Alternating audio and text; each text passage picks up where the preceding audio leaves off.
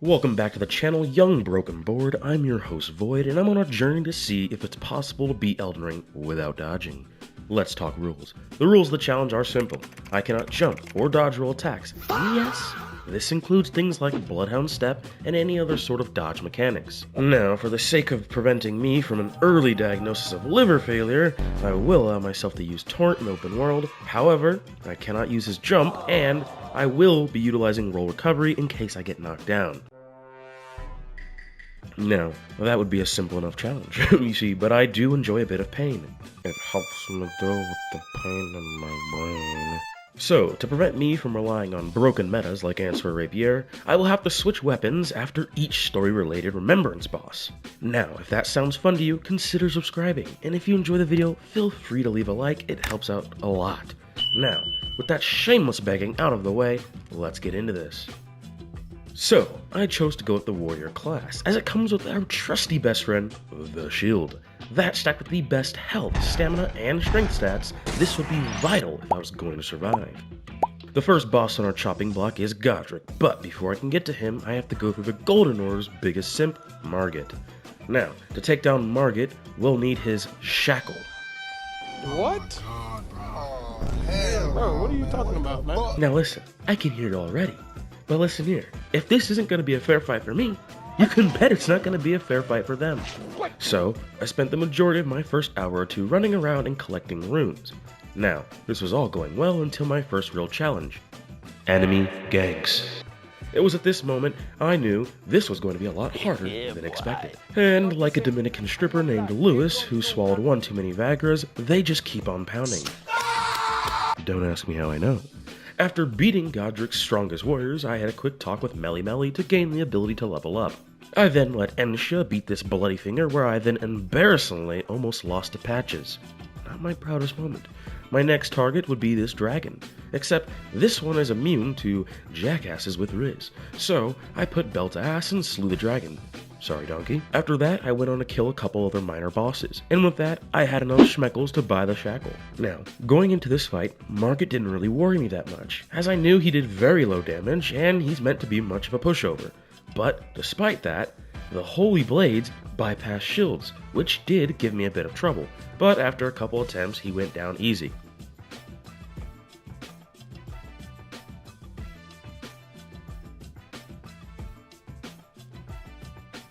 With Margit the Fake Omen defeated, we were one step closer to claiming the Eldenring.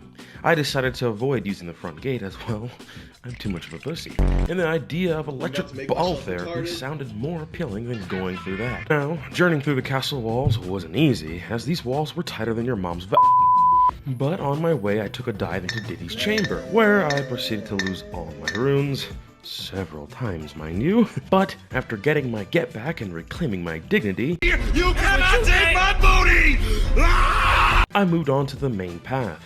After killing a bit more ads for runes and then this ulcerated tree spirit, it was time to fight Godric. Godric would be our first remembrance boss, and going into this fight I was very nervous, as Godric has a lot of fast strings and high poise attacks, meaning hiding behind our shield would simply only guarantee a rather slow and painful death. So in the wise words of General Walk'em Down Skywalker, the best defense is sometimes a good and decisive offense. This is because, since Godric doesn't have a poise stat, we can easily break it with a couple well-timed heavies.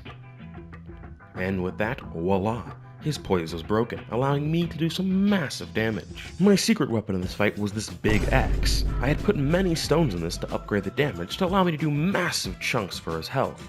Now, this was bittersweet, because yes, it allowed me to take massive chunks away from his health, but I would soon have to get rid of the weapon going into the fight with Renala. As the fight went on, I realized this might be easier than I initially thought. Now, second phase would be a bit more of a challenge, as his attacks do way more damage and they apply fire, which goes through shields. Thankfully, I managed to get an early stance break, which allowed me again to do some massive damage. Oh, that's a lot of damage! After that, Godric was seemingly possessed by the spirit of Chris Brown, and he decided to put belt to ass to me. And after taking enough damage, we decided it was time to run away. I decided to play hide and seek behind some graves. It didn't work, so after taking that damage, I thought, let's get in close again. But apparently, I wasn't done taking enough beatings, so after deciding to cosplay as Jake Paul's jaw, I took a direct hit from this grab. I have to say, during this grab, this had to be the most terrifying moment of the run so far, as I truly thought I could be done for at this moment. Thankfully, after this grab, he decided to do this stupid breath attack, which did allow me to get some free easy hits in. And with that, I had him where I wanted him. The battle was legendary, but he was no match, and with his defeat, I had claimed the first Great Rune. After beating Godric, our next goal was to get a new weapon, as sadly we were forced to retire the battle axe. So after burying my first child, I decided to head into modern-day San Francisco. Now on the way there, I passed a couple lovely local residents, and managed to acquire Guts' sword. Now, why this weapon in particular, you may ask? Well, Renala has very low poise, and she tends to be an easier boss. So rather than wasting a good weapon like Ansfer, it's better we throw out a fodder weapon. Now with that out the way, it's time to head to the castle. Let's do a quick check. We have our weapons, we have the skills, but oh no, we're missing one crucial piece, and that is our leveling. So I decided to go around all of Eternia, killing as many bosses as I could in order to gain enough power. After finishing off Tree Spirit, it was time to assault the castle. Now, in order to save some time, I'm gonna skip the beginning of the castle, as well not much happened, and it really just involved me running past a bunch of Fent addicts. It's definitely not because I forgot to record. I would never. Anyways, these mages proved to be more difficult than expected, as they can gank and stun lock from afar. So I decided to hop off the casting couch, and I locked in. Meaning I just ran past all of them. We then had to put down Radigan's dog, RIP. Miyazaki, please stop forcing me to kill dogs. I still haven't gotten over Sif. After a little bit more of a treacherous run-up and dodging some balls, we made it to Renala. Now, going into this fight, I had a secret weapon. My new fit. This not only looks clean as hell, but it also provides me with greater magic resistance. And since rolling really wasn't much of an option here, I did not mind being overweight. So, once again, harnessing the powers of Anakin, Kill Them Kids Skywalker, we slew those younglings. After doing this several times, we managed to beat the depressed mother into submission. Yippee us. With that out the way, Ronnie came to fight. Now, we're gonna ignore this opening footage here of Phase 2, me getting walloped. The stadium lights were brighter than expected, because after this, unknown to me, this would turn into a 5-star D1 track event, as most of the gameplay is just me running around in order to avoid her spells. That aside, I gotta be honest, this fight was low-key a snooze fest, as all of her attacks are very easy just to simply run to the side. But of course, like any sorry boss, she tried to turn this into a gank fight. But I learned a valuable lesson, and that is, when fight's too much, you run away. And they actually disappear after a little while, so that's exactly what we did. We ran around until they disappeared. So after getting in some healthy cardio, it was time to go back on the offense. As I mentioned, we could just stun lock. Unknown to me, she's been training at the Hidden Leaf Academy. So after that, I pounded her with my long shaft sword and killed her, and yet claimed another Great Rune. Our task was to sneak our way into Altus Plateau. After a lot of climbing and beating a magma worm, our mission was complete. From here, we'd need to acquire an important weapon, Ansfer. This weapon will be essential for our run later, so keep that in the back of your mind. After juggling Marios, she decided to kindly give up the weapon. Later on, while trying to pass through the gate, they flagged me as illegal. So, after tussling with Border Patrol, we made our way in. Now, the true gatekeeper, however, would be Draconic Tree Sentinel, as he is blatant, and I mean blatantly input reading. If you even think about touching that health potion, you will get Fireball over and over and over again.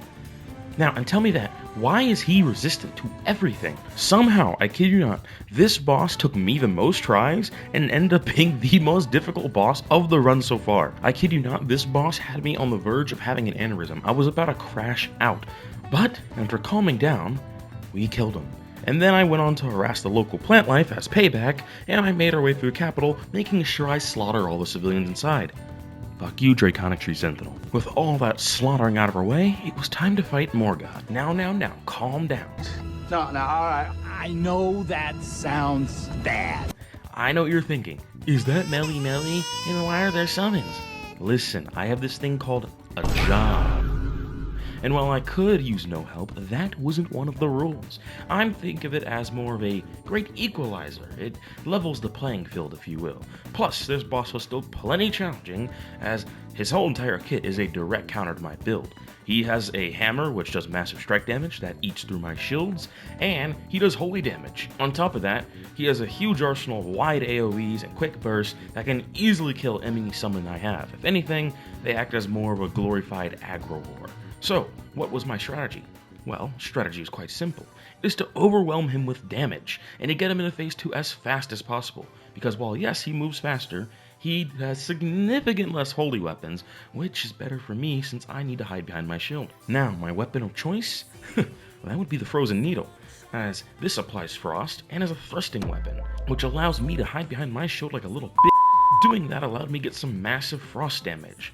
With that, phase 2 would begin, and I had to remind him that he's still a filthy omen, and he should have stayed in those sewers. So after embracing my inner America, I started cooking him. On a side note though, what do you guys think about Morgoth's lore? Personally, I find his behavior rather cringe, as he's a bit of a corpo cuck. I mean, listen, his own family cast him out. He had to get grown up in the sewers, eating literal dookie water and booty juice. And yet he still simps for this golden order. This order that hates him in his entire existence. But, on the other hand, I hear you Morgoth defenders saying, and I agree, there are noble things about defending this idea or a place even if he knows he'll never have it, possibly seeking redemption in the small hope that maybe the Erdtree will let him in, it'll let him hit. Newsflash, it won't. So I get where he's coming from, but I'm just saying, if it was me personally, I'm not letting that slide, alright? We're gonna see a generational crash out. Now that I have this man within an inch of his life, I think he had just heard what I was saying, because he had started to move like he was that guy. Like, look at this, just watch. I nearly died here, several times. I got cooked. I had to sit there and beg Melly, send in the help, I'm gonna die. Thankfully though, I survived, and saving me from an embarrassing loss at the hands of Morgoth. The next part of the journey would be the most treacherous, as for whatever reason Miyazaki decided to microdose the entirety of Mountaintops of Giants with steroids, thus making everything too damn big and do too much damage. If we were to complete this area, we would need to do some more leveling. So, I did what any sane person does when they first enter Mountaintops, and I killed Shabriri. I then took the time to head into the Goon Cave. After the Ghost of the Goon summoned his champion, I then summoned mine, turning this into a reverse gank. And well, I say, boy does it feel good. So after killing him, we decided to flat press our nipples and go kill Borealis. The problem was, I did hardly any damage, and he could kill me really easily. So I had to rely on Scarlet Rot. I know, not the most ballsy way to kill him, but it is an effective one. I then went on to beat up an insane inmate and Jin Sakai's estranged cousin, and after that, it was finally time for the big showdown. Honestly, going into this fight, I wasn't really worried, as I could use Torrent, and while yes, I couldn't avoid his attacks via jumping, I could still run around to keep up with the guy. Honestly, I view Fire Giant much like a colonoscopy. It's awkward for everyone and goes on for a little bit too long. And tragically, this is where the problems would start kicking in. I began to remember why I actually don't like this boss. Not only does he run away constantly, but the area is a buggy mess. He constantly gets stuck on things, making him impossible to reach at times. Due to this, our first attempt would tragically end here. So began the second attempt. Thankfully, this was going much smoother. I summoned my inner Homelander and made this man another cripple, but like Icarus, I too flew too close to the sun, and sadly, I got burned. So after learning a valuable lesson about Torrent being made of paper mache, I then switched up my strategy. Not really. As they say, third time's a charm. I'm going to speed through most of this, as well, there's not much to see, and it's really boring. The weapon I'm using is Hoarfrost, for those who are wondering. During the other segments, I always had a strategy going to the fight and why I use said weapon, but this time, not so much. It's a weapon that decently scaled up my build, plus it had Frost, so that would lower his overall defense, and it could do good burst damage.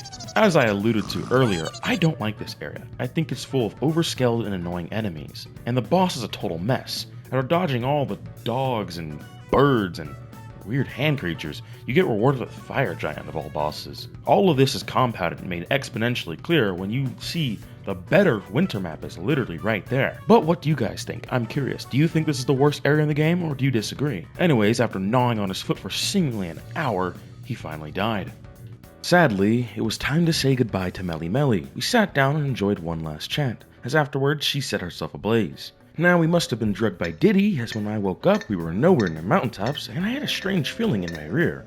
Well, with only 3 bosses to go, I was determined, so I one-shot at this dragon, and even Foreskin Duo was no match to my advanced technique of hiding behind a pillar. Now, I hate furries, so I was left with no choice but to kill him, as transmutation is seen as an abomination in the eyes of the Emperor.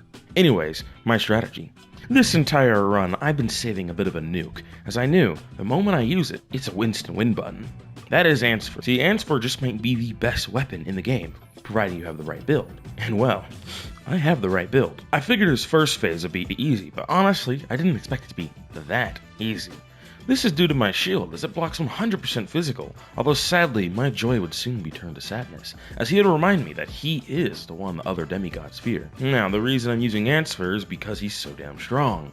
His Destined Death eats through any armor and defense, so I know I cannot afford a prolonged fight. So, the best play is to do as much damage as fast as possible. And with my companions dead, it was just me. So I decided to hide behind a pillar, and I let my guard down. And sadly, that's all he needed. For my second attempt, I had a bit of a different strategy, as Garank is too good at killing my minions with his wide range of AoEs, so I went in by myself, which was, again, laughably easy, as he had no way to actually do any real damage. With second phase started, I then summoned my minions, and that's where the real dance began. Malekith is easily one of my favorite bosses. I think his moveset is absolutely mesmerizing and just such a fun to play against, but I could not allow myself to get distracted as he unleashes a whirlwind attacks, and I mentioned they hit right through my shield. So I stayed close and did my best to avoid any Destined Death.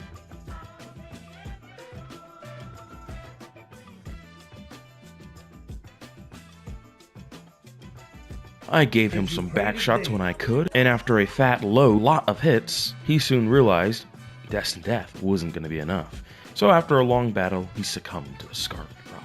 We then must have been drugged again, as for the second time, we woke up in a strange place, and my rear was feeling doubly sore. The capital was looking a lot like Iraq, circa 2003, and with nothing but ash and ruins ahead, all that there was left for us to do was to become Elden Lord. So I want to take this time as a quick moment to look back on our journey. When we started out, we were nothing but a basic warrior, axe in hand, and I hardly did any damage. And after killing many bosses and refusing to give up, here we are, with only 2 more bosses to go, Godfrey and Radagon. This challenge has been an absolute massive undertaking, and I want to personally thank you all for sticking around so far. But alas, it was time to fight the doormat, or that's what I would like to say, if I didn't get quickly humbled. Remember, he does magic damage, and embarrassingly, I died several times. I got this! I got this! So once again, I had to switch up my strategy, and hearkening back to General Never Duck a Fade Skywalker, I went on full offense, and after some lucky backshots and letting my minions take the aggro, I managed to get him to a corner. And we beat him alright. The weapon I use for Godfrey would be the Talons, as he's weak to both Slash and Lightning in the first phase, and Pierce in the second, and due to my attunement, this baby does all 3. But sadly, I'm an idiot, and I forgot to record my attempts. Now before we go typing, clearly he must have skipped. I did not, as I died several times, more times than I can count. And in fact, after spending about 30 minutes or so, maybe even longer honestly, on this boss, I realized this was an impossible task, as he might be the most challenging boss fight of the run. The reason for this is 1, whenever he does those slams after getting that little steam effect around him, it goes through my shield, but more importantly, second phase, there's no reliable way to do damage and avoid his grab attacks. So after pounding my head into a wall for an hour, I got creative, as I once again had another ace up my sleeve. We'd use magic. I went and visited my mother-in-law and re-spec'd into intelligence, something you strength mains seem to lack. This would begin the new strategy I named the Run 'em Down strat. My goal was to do as much damage as possible before he could kill my minions, as after that it was certain death, once again due to my inability to escape grabs. And to my surprise, this was working. It was a race to the finish, who could kill who first, but I finished. Just ask your America. America would be our next and final fight, so with that out the way, we got flashbanged by the loading screen. Seriously though, why is this loading screen so bright? And we would then begin our fight with the red-haired twink. As you see, my loadout is totally different, as per the rules of course. And we've decided to use the big hammer. This is because both bosses are weak to strike, and honestly, I just wanted to use the big hammer. I'm also using the Tree Sentinel shield as it blocks almost all holy, so I'd mostly be immune to both of their attacks. However, this does not mean this fight would be easy, as my skeletons were virtually useless during this fight, as Radagon has gigantic AoEs that they just love walking into. Furthermore, he must have been taking lessons from Baki because this man hits like a truck. After a few strikes of my shield, Radagon could easily break through my defenses. So to defeat Radagon, I'd have to give him as many charge heavies as I could. And like clockwork, after beating him with my hammer, he finally submitted. After reading that out loud, I just want to say that came out pretty wrong.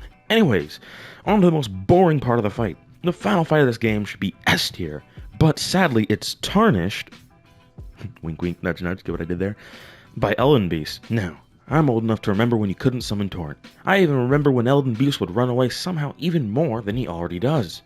And yet, despite all the changes, all the fixes and nerfs and patches and balances that they've given to this boss, he is still horrible. I'd rather fight dual gargoyles than this. So after a long and horrible and boring fight, and running back and forth across this entire arena, we finally slew the Elden Beast. And we proved that yes, it is possible to beat Eldenring without dodging. I want to thank you all so much for watching, and for those who made it to the end, here, have a cookie. Thanks to guys like Amazing Chess for inspiring me to do this type of content and to do a challenge run like this, as quite frankly, this was a daunting task. Recording this was monumental. Took a lot of time, a lot of effort to edit this and put this together. So let me know what you guys think. Do you want to see more videos like this in the future? Should I do the DLC? Or maybe I should do the other optional bosses first. Maybe a parry-only run. We've got loads of content coming in the future, so stay tuned. Well, it's been fun, and I'll see you in the next one. Stay safe, stay sexy, bye-bye.